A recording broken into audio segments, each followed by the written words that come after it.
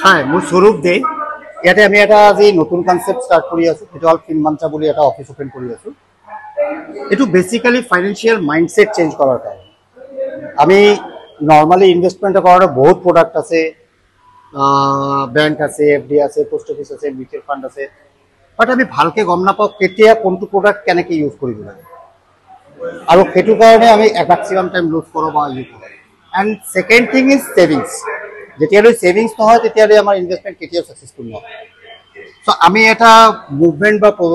project লৈ কাম কৰি আছো ইয়াতে আমাৰ এটা পুৰা গ্ৰুপ আছে যেটো এইটো কাম কৰি আছে তো বেসিক্যালি আমি ইয়াতেও ফাইনান্সিয়াল যিমান প্ৰডাক্ট আছে সব প্ৰডাক্টৰ লগত ডিল কৰি আছো বাট আসল বস্তু হল যে কোনটো প্ৰডাক্ট কাৰ কাৰণে কেতিয়া সুটেবল হয় সেইটো জানাৰ কাৰণে